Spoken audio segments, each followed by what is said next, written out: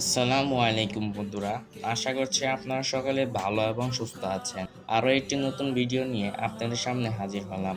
আজকের ভিডিওর টপিক হচ্ছে বর্তমান সময়ে অ্যানা ট্রান্সপোর্টের পরিস্থিতি কেমন, তারা কি টিকতে পারবে পরিবহন জগতে, কাউন্টারগুলোতে সমস্যা কি হচ্ছে এবং ঢাকা থেকে সিলেট রুটের গাড়িগুলোতে ইট মারা হচ্ছে কেন, সেই বিষয়ে সম্পূর্ণ কিছু আজকে বিস্তারিত আলোচনা করার চেষ্টা করব। চলুন তাহলে ভিডিওটি শুরু করা যাক।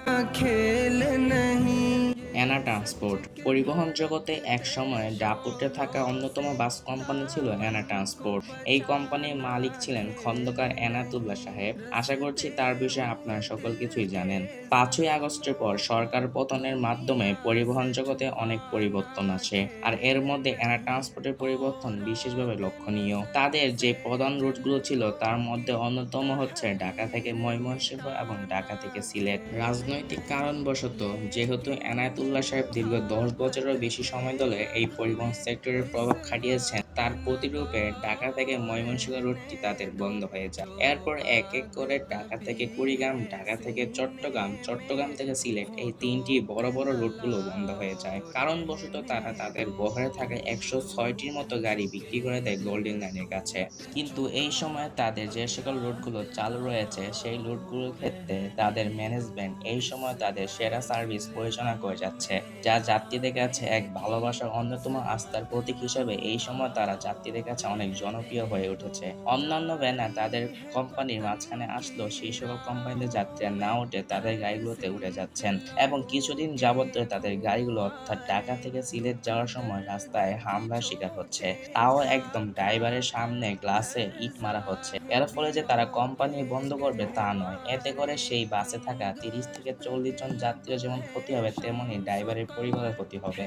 আশা করব তারা তাদের এই কাজগুলো বন্ধ করবে। মহাখালীর মেইন কাউন্টার নিয়ে বিলাস পরিবহনের সাথে ঝামেলা হলে বিলাস পরিবহন সেই কাউন্টারটি নিয়ে নেয়। তাছাড়া অনেক কাউন্টারে এসে হুমকি দেওয়া হচ্ছে। এছাড়া গুলিস্তানে থাকা কাউন্টারটিকে তারা বন্ধ করে দিয়েছে। এখন পর্যন্ত তথ্য মতে এগুলো সকল কিছু হচ্ছে রাজনৈতিক কারণে।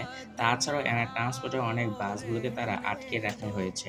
একসময় এনায়েতুল্লাহ সাহেব তার প্রভাব দেখিয়েছেন, এটা না হয় আমরা মানলাম, কিন্তু তিনি তো কোনোদিন কোনো গাড়িতে চলন্ত অবস্থায় হামলা করেননি, কোনো যাত্রীর তো তিনি ক্ষতি করেননি। উল্টো তিনি তার গাড়ি দিয়ে যাত্রীদেরকে সেরা সার্ভিস দেওয়ার চেষ্টা করেছিলেন। তার একটি অন্যতম উদাহরণ হলো তিনি কোনো উৎসবে তার গাড়ি ভাড়া বাড়াননি। এখন পর্যন্ত আমার মতে আশা করা যায় যাত্রীদের যে ভালোবাসা পেয়েছে এতে অ্যানা ট্রান্সপোর্ট টিকে থাকবে, কিন্তু আগে যে দাপট তাদের ছিল সেই দাপটটি আর থাকবে না। যাত্রীদের কাছ থেকে তাদের ভালোবাসা ছিল, আছে এবং আগামীতেও থাকবে আশা করি, কারণ যাত্রীদেরকে তারা তাদের সেরা সার্ভিসটুকু দিয়ে যাওয়ার চেষ্টা করেছে এবং যাত্রীরাও তাদেরকে খুব সুন্দরভাবে গ্রহণ করে নি। এখন ভাই একটা কথা বলি, আপনি যদি আপনার সার্ভিসটুকু দেন বা সেরা সার্ভিস দেন তাহলে যাত্রীরা তো আপনার গাড়িতে আসবে না। অযথা গাড়িতে ইট মেরে সার্ভিস বন্ধ করার কোনো মানে হয় না। এখন একজন যাত্রী ও একজন বাস লাভার হিসেবে এটাই চাওয়া যাতে এই কোম্পানি যাতে আর না হারিয়ে যায়।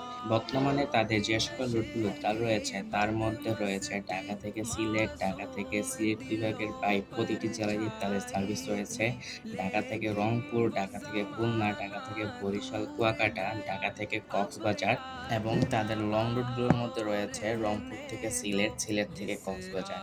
বর্তমানে এই সকল রুটগুলোতেই তারা তাদের সার্ভিস পরিচালনা করে যাচ্ছে এবং তারা তাদের সেরা সার্ভিসটুকু যাত্রীদের জন্য প্রয়োগ করে যাচ্ছে। আশা করব অ্যানা ট্রান্সপোর্ট ভবিষ্যতে টিকে থাকবে, কিন্তু তাদের তো বললামই তাদের সেই ডাবটা থাকবে না। তো চেষ্টা করছি আজকের সম্পূর্ণ ভিডিওতে অ্যানা ট্রান্সপোর্ট সম্পর্কে বা বর্তমান সময়ে তাদের পরিস্থিতি সম্পর্কে জানানোর। তো ভালো থাকবেন, সুস্থ থাকবেন, দেখা হবে অন্য কোনো ভিডিওতে, ততক্ষণ পর্যন্ত সাথে থাকবেন। আল্লাহ হাফেজ।